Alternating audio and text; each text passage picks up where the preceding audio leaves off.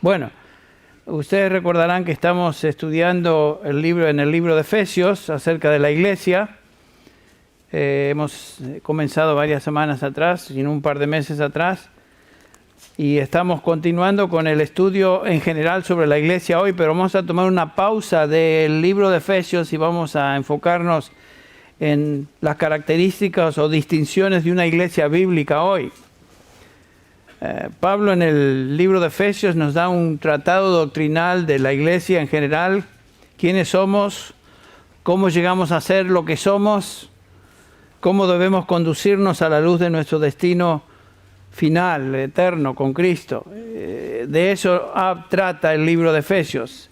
Es un tratado doctrinal acerca de la iglesia. Tal vez podría resumirse en lo que Pablo dice en Efesios 2:10, que estaremos estudiando próximamente. Nos dice Pablo acerca de la iglesia, y nosotros que formamos la iglesia somos hechura suya, creados en Cristo Jesús para buenas obras, las cuales Dios preparó de antemano para que anduviésemos en ellas. La iglesia es idea de Dios, la iglesia es concepto de Dios, la iglesia fue diseñada por Dios. Y no tiene nada que ver con nosotros. Somos hechura suya.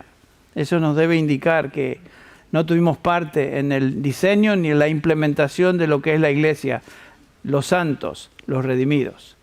Bueno, con eso en mente, ahora nos vamos a enfocar en tratar de contestar esta pregunta. ¿Qué distingue a una iglesia bíblica? ¿Qué distingue una iglesia bíblica? Nos encontramos al comienzo de un nuevo año y pensé que sería apropiado este domingo enfocar nuestra atención en las marcas, las distinciones, las características que han distinguido en particular a una iglesia como la nuestra a través de los años. La iglesia hace lo que hace porque estamos fundamentados en estos principios que vamos a considerar hoy. Es material que muchos de ustedes ya conocen. Trato de repasar este material por lo menos una vez cada 2 años, así que si a alguno de ustedes les suena, eso lo he escuchado antes, correcto, lo han escuchado antes. Pero acuérdense que la mayoría de la gente que tenemos hoy son nuevos también. Me decía Josué que desde hace 10 años hasta el día de hoy hemos crecido en 126%. O sea que la mayoría de nuestra gente hoy llegaron en los últimos años. Y muchas de estas cosas que vamos a repasar esta mañana no son conocidas. Así que es importante que todos escuchemos a lo que los conocemos, estos principios, pues repasemos, meditemos. Y gracias a Dios que el Señor nos permite hacerlo a través de su palabra. Y creo que es importante, antes de enfocar nuestra atención en el año nuevo, que nos detengamos a examinar las bases de nuestro ministerio, pensando en los principios bíblicos sobre los cuales esta iglesia fue establecida. Grace Community Church en inglés y por supuesto en español. Y no hay duda que Grace Church es lo que es hoy, y el impacto ministerial que esta iglesia ha tenido y tiene alrededor del mundo es el resultado de la visión del liderazgo del pastor MacArthur, que este año 2019, cumple 50 años de ser pastor en esta iglesia. Estaremos celebrando eso de una manera especial el mes que viene, en febrero. Pero es importante, a la luz de este trasfondo, que repasemos estos principios que fueron la base, las columnas sobre las cuales el ministerio de esta iglesia se estableció. La pregunta que cabe y tratamos de contestar hoy entonces es: ¿qué principios deben servirnos como guía o nos sirven como guía para una práctica o filosofía de ministerio en esta iglesia? Lo ha sido en el pasado y continúa haciéndolo. Tal vez otra manera de hacer la pregunta, comenzar nuestra meditación hoy, es hacer esta pregunta: ¿por qué hacemos lo que hacemos? ¿Por qué hacemos lo que hacemos? No hacemos cosas así casualmente, ni porque se nos antoja, ni porque se nos viene una idea. Simplemente lo que hacemos, lo hacemos en base a lo que la palabra de Dios nos enseña. Y lo estaremos considerando una vez más. ¿Por qué esta iglesia, en un sentido, es distinta a otras iglesias? Muchos de ustedes, la mayoría de ustedes, han llegado a nuestra congregación de diferentes contextos evangélicos. distintas iglesias. He hablado lo suficiente con muchos de ustedes para darme cuenta de eso. Y no les toma mucho tiempo observar que lo que hacemos aquí en nuestros servicios, en nuestros estudios en casas, en nuestro instituto bíblico, en el énfasis de nuestros misioneros y ministerios internacionales, que todo esto tiene un sabor un poquito distinto a lo que estaban acostumbrados. Si son honestos, van a decir si es cierto. Un poquito distintos somos. No somos raros, pero sí somos distintos. ¿Por qué? ¿Es que queremos ser distintos nada más? No. La razón fundamental es esta. Grace Community Church es una iglesia comprometida con lo que Dios dice en su palabra y lo que Él ha revelado en cuanto a la naturaleza y conducta de la iglesia. Eso es fundamental. Eso es como nuestra meta principal. Es como el blanco que queremos siempre tener en mente cuando hacemos lo que hacemos. Por supuesto, hay diferentes estilos, expresiones culturales, formas de implementación del ministerio que varían del original en el Nuevo Testamento, pero en general la iglesia primera, la iglesia del Nuevo Testamento y nuestra iglesia estamos fundamentados en estos principios que vamos a examinar esta mañana. Estos son los que deben informar nuestra práctica ministerial. Nuestra teología y nuestra práctica eclesiástica está arraigada en la revelación bíblica. Eso es tal vez lo que nos hace distinto a muchas iglesias. Entonces, ¿qué cosas distinguen a una iglesia bíblica? Vamos a hacer esa pregunta. Existen varias que podríamos mencionar, pero nos enfocaremos en las más sobresalientes y vamos a llamarles a estas características las marcas o distinciones de una iglesia fiel, una iglesia bíblica. Y la primera de estas características es lo que yo llamo compromiso con la autoridad absoluta de la Escritura. La autoridad absoluta de la Escritura. Cuando hablamos de la autoridad absoluta de la Escritura, estamos diciendo que la Escritura es la única autoridad de la iglesia. Yo como pastor no soy la autoridad de la iglesia. El pastor MacArthur no es la autoridad de la iglesia. Los ancianos colectivamente no somos la autoridad de la iglesia. Ninguna denominación o grupo es la autoridad de la iglesia. La iglesia tiene una sola autoridad absoluta y esa es la Escritura. La Biblia, la palabra de Dios, tiene absoluta autoridad sobre la iglesia. La Biblia es el único lugar, la única fuente en que tenemos la mente y voluntad de Cristo, revelado por supuesto en esta palabra. Sola Escritura no solamente fue el grito de la Reforma, sino que ha sido un principio básico también en el establecimiento de nuestra iglesia. Sola Escritura, los reformadores hicieron hincapié en esta realidad cuando comenzaron a darse cuenta que la iglesia romana, la iglesia católica, había hecho ella como la autoridad absoluta sobre la iglesia. Ningún papa, ninguna autoridad eclesiástica, como dije, ninguna denominación está por encima de la iglesia. La única autoridad de la iglesia es la Escritura, lo que la Escritura dice. Nos dice Pablo en 2 Timoteo 3:16 que toda Escritura es inspirada por Dios. Toda Escritura viene del aliento de Dios. Y útil, ¿se acuerdan? Para enseñar, para redarguir, para corregir, para instruir en justicia. Son productos de la palabra de Dios, de la Escritura. Entre sus últimas palabras del apóstol antes de que fuera martirizado, en 2 Timoteo 4:1, él dice a Timoteo, le encarga: te encargo solemnemente en la presencia de Dios y de Cristo Jesús, que ha de juzgar a los vivos y a los muertos por su manifestación y por su reino. Predica, ¿qué? ¿Se acuerdan? Predica la palabra. Insiste a tiempo y fuera de tiempo. Redarguye, reprende, exhorta con mucha paciencia e instrucción. Ese es el ministerio. Esa es la meta del ministerio. Cada vez que una persona viene a la iglesia, entra a la iglesia, debe escuchar justamente esto, la palabra de Dios expuesta. No programitas, no dramas, no pura música y saltos y aleluyas. Debe escuchar el trazo de la palabra de Dios. Para eso venimos. Por esta razón, los pastores de una congregación deben cumplir con este mandamiento que Pablo le da a Timoteo cuando dice, 2 Timoteo 2:15, Timoteo, procura presentarte a Dios aprobado. ¿Cómo lo vas a hacer? Trazando con precisión la palabra de verdad, que es la palabra de Dios, es la Escritura. La predicación de la palabra revelada es indispensable, ya que es la palabra de Dios al hombre. Esto no es el producto de hombres que se sentaron a componer libros. Ese es el producto del mismo Espíritu de Dios, que usó a hombres, inspirándolos, llevándolos, como dice 2 Pedro 1:21, a escribir, a hablar la palabra de Dios. Pablo, escribiendo a los tesalonicenses, les recuerda y nos recuerda a nosotros también, por aplicación. 1 Tesalonicenses 2:13, por eso también nosotros, dice Pablo, sin cesar, damos gracias a Dios que cuando recibisteis de nosotros la palabra del mensaje de Dios, la aceptasteis, no como la palabra de hombres, sino como lo que realmente es, la palabra de Dios, la cual también hace su obra en vosotros, los que creéis. La palabra, la Biblia, la Escritura, es la palabra de Dios.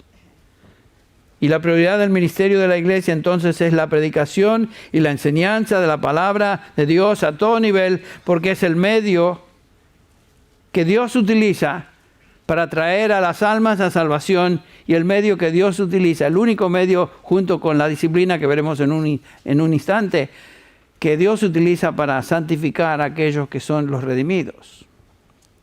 Noten eso, nadie viene a conversión, nadie viene a conocer a Dios en un vacío, sino habiendo escuchado el mensaje del Evangelio en la palabra de Dios. Y nadie puede madurar, ser santificado en su vida espiritual sin la palabra de Dios.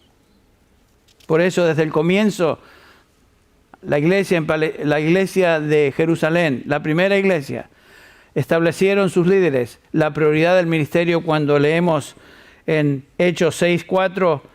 Estos son los apóstoles los que hablan, posiblemente Pedro, no sabemos. Estos son los líderes de la iglesia, dicen, nosotros nos entregaremos a la oración, noten esas prioridades, la oración y el ministerio de la palabra. Ese es el ministerio pastoral, básico, primordial, la oración y el trazo de la palabra. Si Cristo va a reinar, si Él va a gobernar sobre la iglesia, entonces su palabra debe ser el centro de todo lo que hacemos. Es la palabra de Dios, es la palabra de Cristo. Entonces, la prioridad de la predicación y la enseñanza expositiva de la palabra es primordial en el ministerio de una iglesia bíblica. Y eso es lo que tratamos de hacer. MacArthur escribe varios comentarios acerca de esto, pero algunos que me llamaron la atención son los siguientes. Dice MacArthur, cuando enseñamos la Escritura, establecemos la autoridad de Dios sobre los hombres. Claro. Cuando enseñamos la Escritura, establecemos la autoridad de Dios sobre los hombres. Los hombres se creen libres, se creen que pueden hacer lo que quieren. No, la única autoridad sobre los hombres es lo que Dios dice y se encuentra en su palabra. Agrega, cuando enseñamos la Escritura, honramos el señorío de Cristo sobre su iglesia. Claro. Cuando enseñamos la Escritura, modelamos el ministerio de la iglesia en el Nuevo Testamento. Es lo que ellos hacían. Continuamente se dedicaban como veremos, a la enseñanza de los apóstoles. Cuando enseñamos la Escritura, continúa diciendo, damos a la gente la perspectiva de Dios y su voluntad sobre cada aspecto de la vida. Claro que sí. ¿Quieres saber la voluntad de Dios para ti, para tu vida?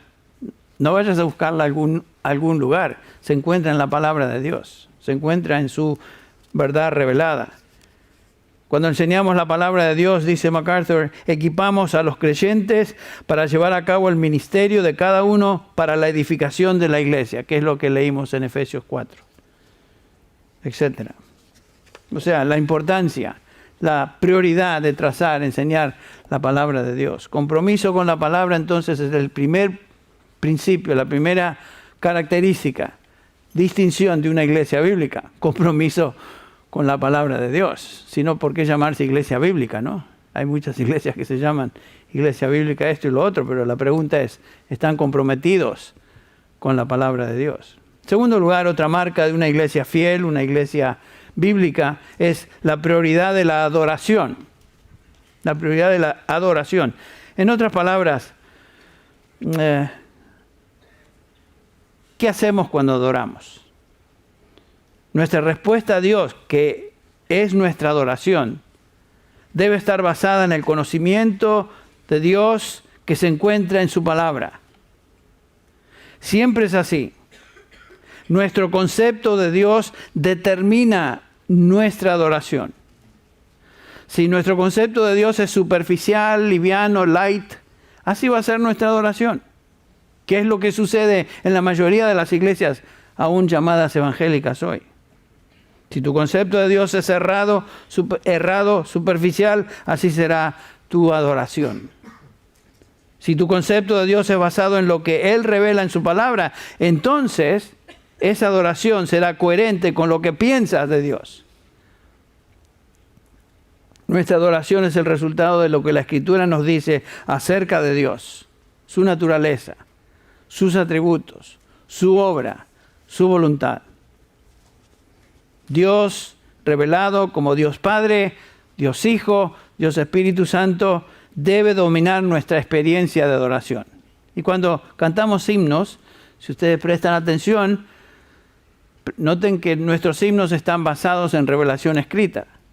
Son, por lo general, himnos tomados de la Escritura, compuestos de tal manera que podemos cantarlos y tienen una música preciosa, lo que sea, pero están basados en la palabra de Dios. Eso no sucede en la mayoría de las iglesias, donde hay un estribillo que se repite 15 veces y es lo mismo, y realmente no hay enseñanza bíblica en lo que se canta. No es lo que tratamos de hacer aquí. Cuanto más y mejor conozco a Dios en su palabra, más profunda será mi expresión de adoración y alabanza a Él. Entonces, nuestra prioridad como pastores, como maestros dentro de la iglesia, es exponer la palabra de Dios, lo que Él dice acerca de Él, y eso dará como resultado en los creyentes conocimiento bíblico, elevación en la adoración que Dios demanda. Escucha esto. La alabanza, que se usa mucho esta frase, la alabanza. La alabanza, la adoración, nunca es respuesta a un tono, a una música particular, a un ritmo. No es el resultado de manipulación por parte de un director de alabanzas que nos invita a aplaudir o mover el cuerpo, saltar o lo que sea. He estado en varios de estos servicios en mis años de predicación alrededor de Latinoamérica. Eso no es adoración. Danzar o lo que sea, cosas que pasan por alabanza. Bueno, nada de eso. La alabanza genuina y real fluye de la profundidad de mi entendimiento de la gloria de Dios y su verdad revelada en su palabra. Eso es lo que me mueve a alabar a Dios, lo que me mueve a adorar a Dios. ¿Se acuerdan las palabras de Cristo a la mujer samaritana? Dice la mujer samaritana, nuestros antepasados adoraron aquí, etcétera, etcétera. Y el Señor Jesús le responde, la hora viene y ahora es cuando los verdaderos adoradores adorarán al Padre en espíritu y en verdad. Noten eso, espíritu y en verdad. Porque ciertamente a los tales el Padre busca que le adoren. Dios es espíritu, dice el Señor. Y los que le adoran deben adorarle en espíritu y en verdad. Y repite eso. Para verdaderamente orar a Dios, debemos estar compenetrados, sumergidos, familiarizados con la verdad de Dios revelada en su Escritura. Es imposible adorar a Dios sin conocimiento de Dios. O adorar a Dios como debe ser adorado si nuestro concepto de Dios es superficial, liviano o quién sabe qué. Sin un concepto alto de Dios, sin un concepto sublime de quién es Dios, no podemos adorar a Dios verdaderamente. Y cuando nos reunimos como iglesia, como lo hacemos los domingos aquí, venimos a conocer mejor a Dios en su palabra y por lo tanto responder a Él en adoración. Dios es nuestra audiencia en cada culto, ¿saben? Todo lo que hacemos desde la lectura de su palabra hasta la exposición de la misma, las alabanzas que cantamos por medio de himnos, las oraciones que elevamos, nuestro escuchar la palabra de Dios, nuestros pensamientos, todo eso es respuesta a Dios y esa es la adoración. La adoración no es algo mecánico que hacemos, sino que siempre es nuestra respuesta con todo nuestro ser a nuestro conocimiento incremental de Dios, que está revelado en su palabra. Adoración es la expresión de alabar a Dios con nuestro espíritu, dice el Señor, y en verdad. Y para serle franco, la adoración más impactante en nuestra vida es la adoración que elevamos a Él en silencio, cuando estamos a solas con Él, cuando leemos su palabra, cuando estamos escuchando un mensaje tal vez en la privacidad de nuestro cuarto y escuchamos su palabra, estamos en su palabra y nos mueve a decir, amén, gracias a Dios, alabado sea su nombre. Y eso es lo que debe suceder en nosotros cuando estamos reunidos corporativamente como cuerpo de Cristo aquí. Lo que escuchamos en la palabra y sus verdades debe motivarnos a decir, Señor, te alabo, te doy gracias por eso. Y la mayor parte de este tipo de oración es silenciosa. No tenemos que estar saltando y gritando y diciendo aleluya y todo eso que se hace. Ahora, está bien, de vez en cuando, si usted se siente que desborda en adoración y quiere expresar algo así, está bien. No le vamos a sacar de la iglesia porque diga aleluya. Pero el punto es que la adoración verdadera se basa en lo que sale de nuestro espíritu y se basa en la verdad de Dios. Bueno, en la medida que entiendo más y mejor a Dios, más y mejor será mi adoración, ¿no es cierto? Claro. Otra distinción de una iglesia bíblica es una iglesia que tiene claridad doctrinal, su doctrina es clara. Su doctrina es clara. Y por los años esta iglesia, gracias a Dios, ha sido una iglesia cuya doctrina es clara. Procura presentarte a Dios aprobado como obrero que no tiene de qué avergonzarse, que traza con precisión la palabra de verdad. Eso es ser claro en doctrina, trazarlo con precisión. La Biblia demanda que seamos claros en lo que ella enseña. La Biblia nos enseña preceptos, principios, enseñanzas. Y la Biblia enseña principios, doctrinas que los creyentes deben entender para desarrollar convicciones que les guíen a vivir de acuerdo a la voluntad de Dios. La predicación bíblica no es contar historietas o historias o filosofías o opiniones personales, anécdotas bíblicos o peor, hablar de cosas totalmente personales, expresar opiniones salpicadas con algún versículo bíblico para darle un gustito así bíblico. No. La enseñanza bíblica es enseñar lo que Dios dice en su palabra. Por eso lo hacemos expositivamente.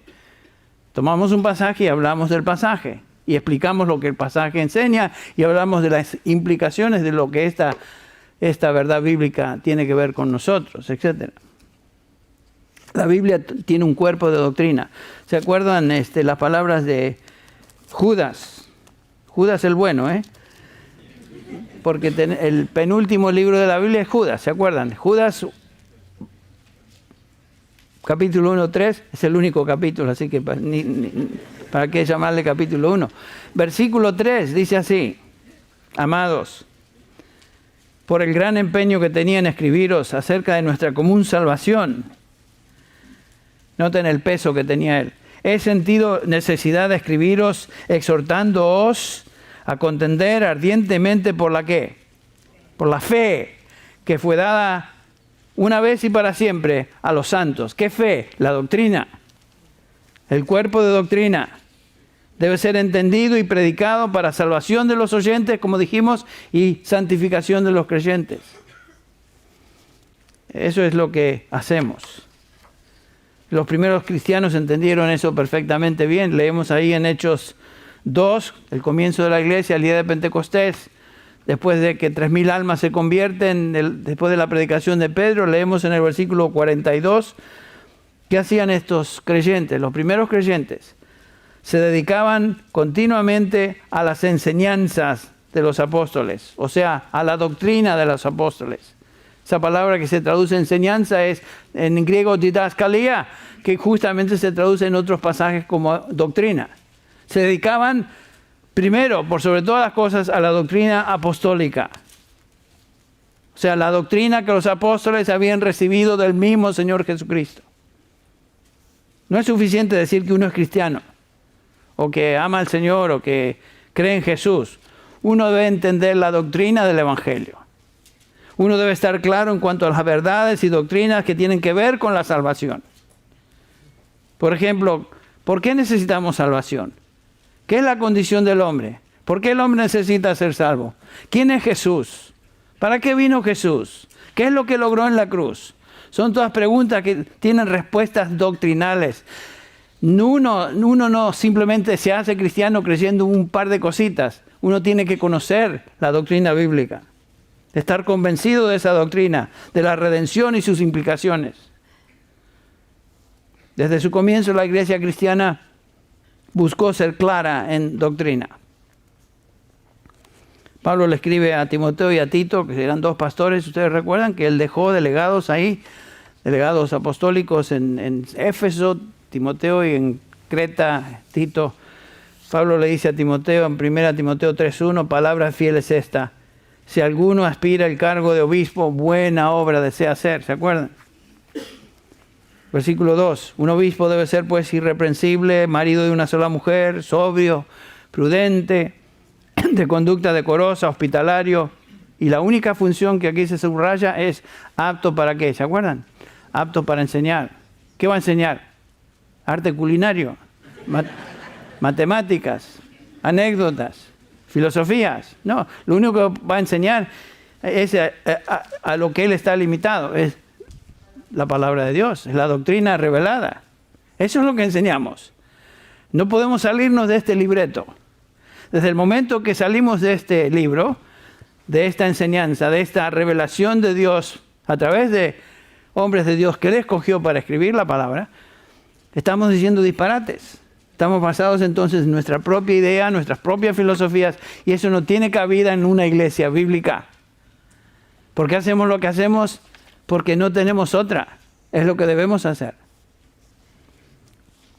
Otra vez a Tito, él le dice, el obispo debe ser irreprensible. El capítulo 1 de Tito, versículo 7, el obispo es pastor, anciano, episcopo, son todas palabras intercambiables en el Nuevo Testamento, refiriéndose, como veremos, a una sola persona, el que enseña, el líder, el pastor.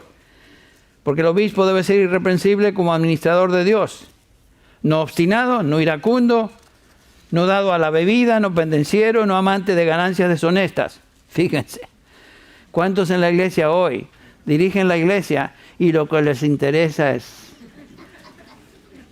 las ganancias deshonestas? Ese famoso Cash Luna y sus secuaces y todos los que pertenecen a la misma rueda. Imagínense, ¿para qué viven? Para edificar a los santos, para que la gente conozca salvación a través de Cristo Jesús y solamente por Él. No, viven para sacar dinero de la gente, tristemente. El que va a ser líder de una iglesia debe ser irreprensible, Pablo, no buscando cosas raras, ganancias deshonestas, sino hospitalario, amante de lo bueno, prudente, justo, santo, dueño de sí mismo, reteniendo la palabra fiel que es conforme a la enseñanza, para que sea capaz también de exhortar con sana doctrina. Ahí está, exhortar con sana doctrina. Fíjense en el capítulo 2 de Tito, versículo 1. Pero en cuanto a ti, Pablo le dice, enseña lo que está de acuerdo con la sana doctrina. Otra vez, con la sana didascalía, la misma palabra.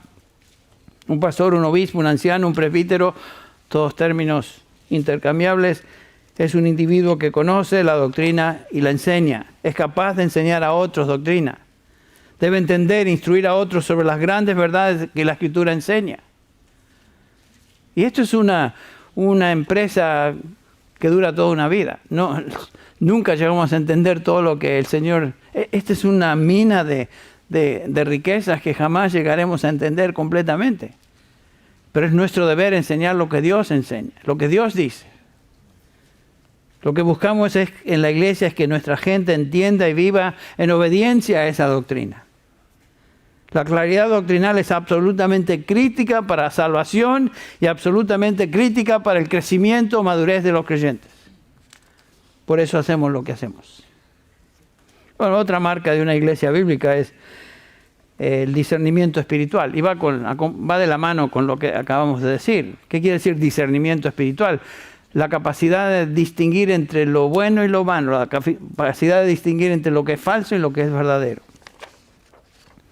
Y cuando uno viaja y predica en varios contextos, uno se da cuenta que el problema fundamental de la iglesia evangélica hoy es que en general la gente no entiende estas cosas. La autoridad de la Escritura no tienen claridad doctrinal y por lo tanto tampoco tienen discernimiento espiritual.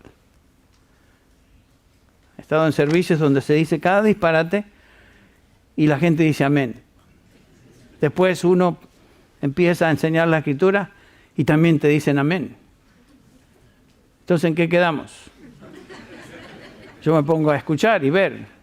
Lo que veo es que no entienden, porque no pueden distinguir entre una falsedad que se acaba de decir por parte de una persona y el trazo preciso de la palabra de Dios. Todo es amén. No.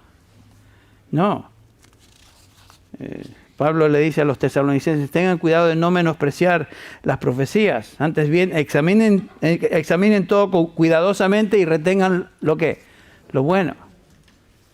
No es cuestión de aceptar todo, pero sí escuchar con cuidado, especialmente si esta persona supuestamente predica o habla en nombre de Dios, escuchar y a la luz de la palabra discernir. ¿Eso es lo que dice la palabra o no? Eso es discernir. Y Pablo le dice a estos creyentes, no menosprecien a los que hablan en nombre de Dios, pero examinen todo con cuidado. Y retengan lo bueno. No todo lo que se proclama o predica en nombre de Dios es algo que Dios dice en su palabra. Por eso tenemos que tener discernimiento. Ser como los nobles de Berea, ¿se acuerdan? Hechos 17:11, que dice Lucas, que estos, en Hechos 17:11, estos eran más nobles que los de Tesalónica. ¿Por qué? Pues recibieron la palabra con toda solicitud, pero no simplemente dijeron amén a todos, sino que escudriñando diariamente las Escrituras para ver si estas cosas eran así. Y descubrieron que sí, porque el que les enseñaba era Pablo. Habían recibido la palabra de Dios, pero escucharon con cuidado y dijeron, bueno, vamos a consultar eso con la palabra de Dios. Eso es lo que Dios dice. Correcto. Eso es tener discernimiento. Mirad que nadie os engañe, dice Pablo, que os haga cautivos en Colosenses 2:8 por medio de filosofía y vanas sutilezas, según las tradiciones de hombres, conforme a principios elementales del mundo y no según Cristo. Cuidado, dice Pablo, que nadie os engañe por medio de filosofías. Eso quiere decir ideas humanas y no según Cristo, no según el Evangelio, no según la palabra. En el capítulo 4 de Efesios que leímos, ¿se acuerdan que la meta es para que no seamos niños? Dice Pablo. ¿Saben la característica de un niño? Come cualquier porquería que encuentra en el suelo. Eso es lo que es un niño. Se lo pone en la boca como si fuera alimento. Y a él le sabe bien a lo mejor. Pero es veneno, es porquería, es inmundicia. Y Pablo dice, no seamos como niños, sacudidos por las olas y llevados de aquí para allá por todo viento de doctrina. O sea, no digamos amén a toda doctrina que escuchemos, que por la astucia de hombres, por las artimañas engañosas del error. Pablo dice, cuidado, no seamos niños, tengamos discernimiento, escuchemos, retengamos lo bueno y lo que no es bueno, pues lo excluimos, eso no sirve. ¿Cómo vamos a evitar ser engañados? Escuchando la palabra de Dios, estando expuestos a la verdad de Dios y comparando lo que escuchamos con lo que Dios ha revelado en su palabra. Y hay verdad, ¿no es cierto? Que usted escucha a veces a algunas personas, tal vez en la televisión o algún programa radial, que uno después de estar con el oído afinado a la verdad de Dios, uno dice, uno hace la pregunta, ¿dónde se encuentra eso? Eso es un invento, se lo sacó de la manga, pero no está en la Escritura. Pero la gente que no entiende, que a todos le dicen amén, si este hombre representa ser un hombre de Dios, le dicen amén. Si es hombre de Dios hay que decirle amén. No. Cuidado. Bueno, por esa razón el Señor Jesucristo dio a su iglesia a hombres especiales. Noten, los mencionamos ahí en el capítulo 4 de Efesios. Hombres particulares, apóstoles, a quienes el Señor reveló la doctrina directamente, profetas, que también recibían directamente información, revelación de Dios, a otros evangelistas, a otros pastores maestros. ¿Con qué propósito? A fin de capacitar a los santos. ¿Quiénes son los santos? Los creyentes, todos para la obra del ministerio. Y la meta es que todos lleguemos a la madurez, que no seamos como niños, sino que lleguemos al conocimiento pleno del Hijo de Dios. Bueno, el propósito de la enseñanza apostólica, la enseñanza bíblica, es causar una iglesia madura. Producir una iglesia madura.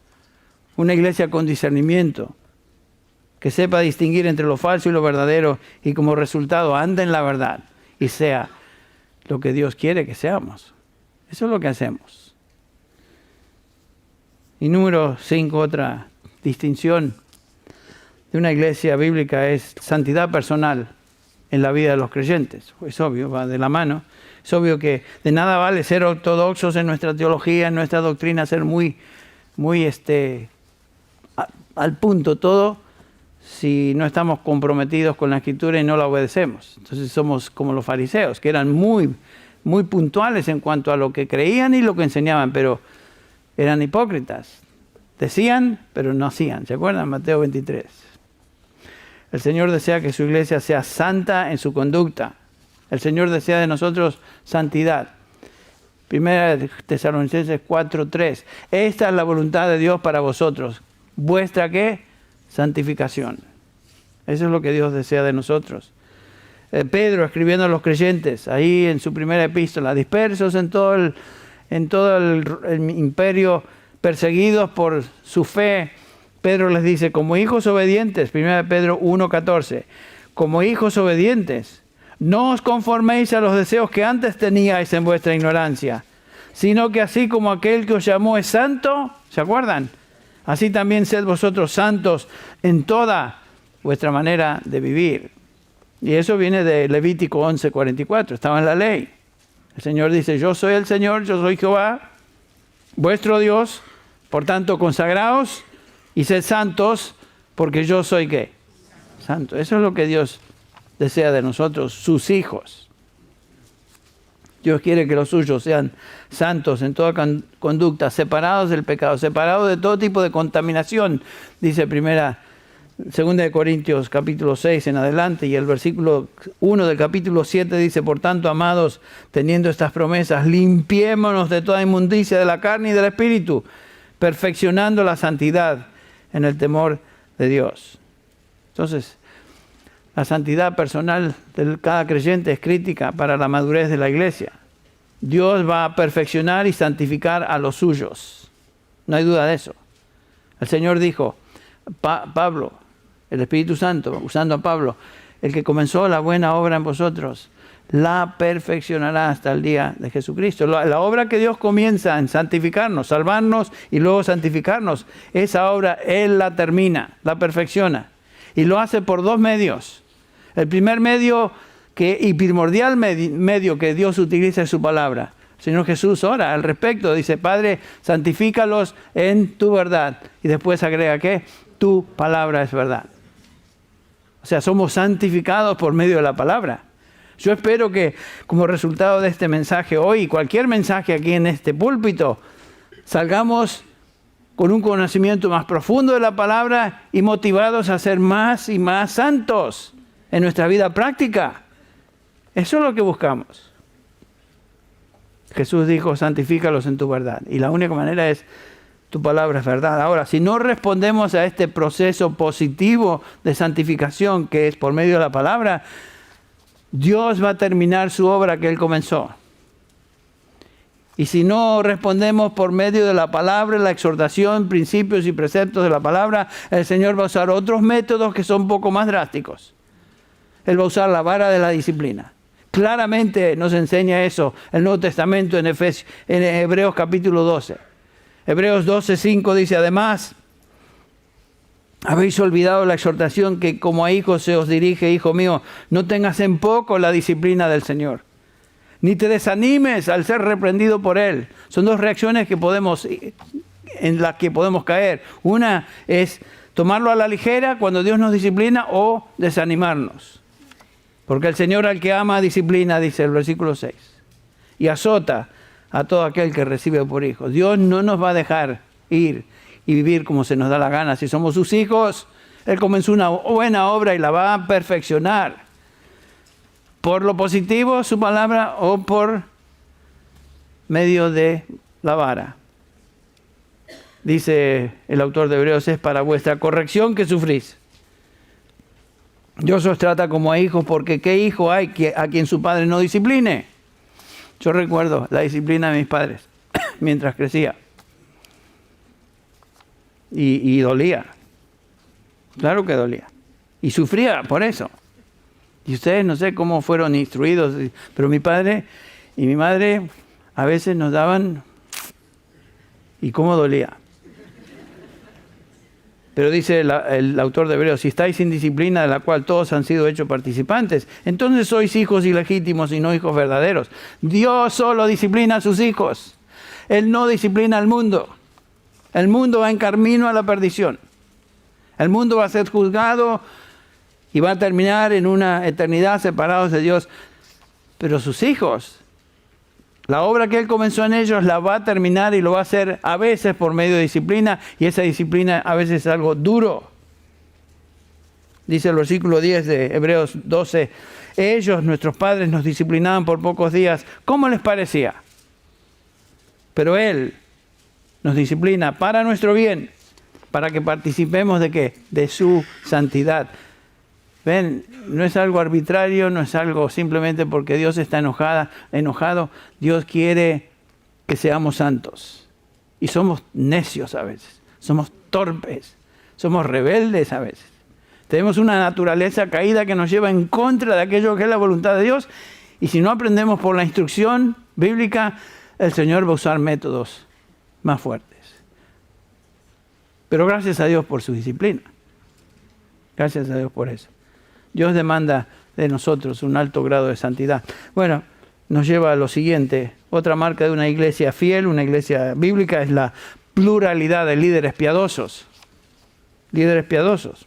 Es un elemento crítico en la iglesia. Los líderes de la congregación son los que dan la pauta, establecen el ejemplo de lo que una iglesia debe ser. Y cada vez que la palabra anciano se usa en el Nuevo Testamento, es una referencia a un pastor, un obispo en la iglesia. Siempre se utiliza en términos plurales. No había caciques en las iglesias del Nuevo Testamento. No había mandamás en las iglesias del Nuevo Testamento.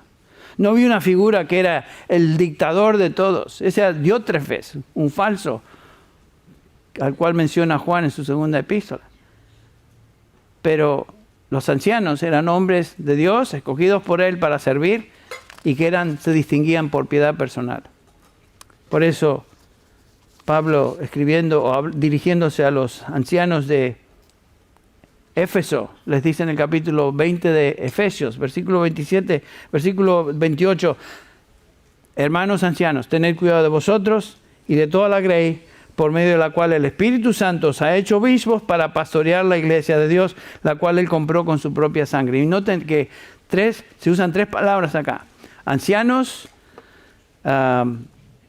pastorear y ser obispo. Todas estas referencias a la misma persona, al mismo individuo. Un pastor es un anciano es un episcopo es un pastor, y se usan intercambiablemente. Son palabras del Nuevo Testamento para aquellos que sirven en la iglesia y dirigen la iglesia. La palabra anciano tiene que ver con madurez. La palabra episcopo o presbítero tiene la idea de supervisar. Y finalmente la palabra pastor tiene la idea de proteger, instruir al rebaño. Pero son palabras que se usan para la misma persona. Y por eso Pablo dice, miren, si van a cuidar a la iglesia, pastores, cuídense primero ustedes. Dice, tened cuidado de vosotros y del rebaño. Ese es el orden bíblico. Tener cuidado de nosotros y del rebaño, porque si no cuidamos nuestra vida personal, no vamos a tener la capacidad de cuidar a otros. Por eso el pastor debe ser una persona irreprensible, que es el primer requisito que se subraya en 1 Timoteo 3. Si alguno desea obispado, magnífico, buena cosa desea, pero que el obispo, el anciano, el pastor sea irreprensible. Un obispo debe ser irreprensible, dice Pablo, versículo 2. Y después da todas las áreas de irreprensibilidad: marido de una sola mujer, sobrio, prudente, de conducta decorosa, hospitalario, no dado a la bebida, no pendenciero, sino amable, no contencioso, no avaricioso, que gobierne bien su casa, teniendo a sus hijos bajo sujeción, con toda dignidad, no un recién convertido, o sea, no un neófito, que goce de buena reputación entre los de afuera y los de la iglesia, etcétera, etcétera. No cualquiera puede ser anciano. Debe llenar estos requisitos bíblicos. Si no los llena, no tiene ningún lugar en ser anciano pastor de una iglesia. Por eso las iglesias están como están. Están siendo dirigidas por personas que no califican, que no llenan los requisitos más básicos de lo que es un anciano o un pastor.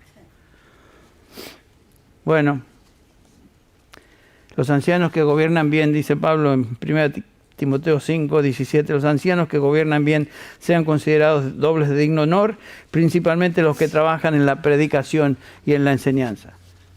Todos capaces de enseñar, pero algunos se dedican especialmente a la enseñanza, como es el caso de nuestra iglesia. Y finalmente con este terminamos. Una iglesia bíblica se debe distinguir por la comunión cristiana. ¿Qué quiero decir con eso? Me refiero al ministerio mutuo entre creyentes, el ejercicio de los dones espirituales y la obediencia a los mandamientos del Nuevo Testamento, que tienen que ver con expresiones tales como unos a otros. Nos dice Pedro, no lo leí, pero lo voy a leer, 1 Pedro 10, 11 y 12. Dice, 10, versículo 10, 1 Pedro 4:10, según cada uno ha recibido un don especial. Y noten que cada creyente ha recibido un don especial del Espíritu. Lo vemos en 1 Corintios 12, lo vemos en Romanos 12, aquí otra vez. Según cada uno ha recibido un don especial, úselo, sirviéndoos los unos a los otros como buenos administradores de la multiforme gracia de Dios. Tenemos dones que el Señor nos ha dado, capacidades espirituales. Usémosla. El que habla conforme a la palabra, que hable conforme a la palabra de Dios, el que sirve, que lo haga por la fortaleza que Dios da, etcétera. Dos tipos de dones: dones de hablar o expresar por medio de la palabra, y dones de servir. Son básicamente las dos categorías de los dones espirituales que nos da el Nuevo Testamento. Pero el punto es este, que en una iglesia bíblica se distingue por el ministerio mutuo entre los creyentes, ya sea usando sus dones, como también siendo obedientes a todos esos mandamientos de unos a otros. Y hay un buen número de estos en el Nuevo Testamento. Compartir las faltas unos a otros, orar unos por otros, perdonar unos a otros, exhortaros unos a otros, advertir, servir unos a otros, etc. Hay una serie de instrucciones que tienen que ver con unos a otros. Esa es la comunión cristiana que los creyentes gozan y deben llevar a cabo dentro de una iglesia bíblica. Gracias a Dios que en nuestra iglesia no tenemos que estar siempre detrás de los creyentes para que sirvan, para que se involucren, para que den sus ofrendas. Gracias a Dios que naturalmente en nuestra iglesia, porque estamos siendo instruidos en la palabra de Dios, es sorprendente que no tenemos que estar detrás de la gente lo hace. Y lo hace no por servicio al pastor, lo hacen, o a los pastores, lo hacen por servicio al Señor. Y reconocen que esto es lo que la Escritura les manda hacer. Sirven desinteresadamente, sirven generosamente, se dan de ellos mismos para el bien de otros hermanos y para la gloria de Dios. Y el que paga eso es el Señor. Al fin y al cabo nosotros no pagamos eso, pero es lo que el Señor nos manda. Entonces las marcas de una iglesia fiel, una iglesia bíblica, se ven, se observan en esta iglesia a la cual pertenecemos. Doy gracias a Dios por eso. Cada semana doy gracias a Dios por eso. Es un placer, es un gozo ministrar en esta iglesia. ¿Y cuáles son estas distinciones? Las que vimos hoy: un alto concepto de Dios, compromiso con la Escritura, número 2, claridad doctrinal, número 3, discernimiento espiritual, número 4, un liderazgo piadoso, número 5, santidad personal en los creyentes, número 6, y número 7, comunión entre los hermanos, ministerios mutuos unos a otros. Bueno, yo sé que para muchos de ustedes este material es conocido, pero para muchos de ustedes tal vez digan, wow, nunca había escuchado eso antes, porque no hace mucho que está aquí, ¿ve? Si usted reacciona así, usted no ha estado aquí un largo tiempo. Pero es bueno que nosotros repasemos todos. Esto me hace bien a mí y nos hace bien a todos los creyentes. Y particularmente si usted está en esta congregación, piense en lo siguiente: usted no está en esta congregación para ser consumidor de lo que se le da. Usted está aquí en esta congregación para servir a otros. El Señor lo trajo aquí no por casualidad, sino para servir. Ahora que el Señor nos dé discernimiento en cómo servir, y que ya que comienza un nuevo año, que el Señor nos dé la habilidad y la sabiduría para servir de una manera digna dentro de esta congregación en la cual el Señor nos ha colocado. Vamos a terminar con una oración final y Carlos va a cerrar con un himno. A mi mano izquierda va a haber algunos hermanos. Terminando el servicio, usted tiene alguna pregunta, alguna inquietud, acérquese a los que van a estar parados a mi mano izquierda, hagan sus preguntas y estamos para servirles. Vamos a orar. Gracias, Señor, te damos una vez más por tu palabra, la instrucción de tu Espíritu a través de tu palabra. Gracias, Señor, por habernos constituido iglesia. Gracias, Señor, por habernos hecho hechura tuya en Cristo Jesús. Gracias, Padre, porque estamos en tu iglesia, hemos sido salvados no por algo que hicimos, sino por lo que tú hiciste. Ayúdanos siempre, Señor, a tener esto presente. Y en gratitud a ti, ayúdanos, Padre, a servir, a usar nuestros dones, ser de beneficio a otros. Y, Señor, traer gloria a tu nombre por medio de nuestra vida y nuestro testimonio. En el nombre de Jesús. Amén.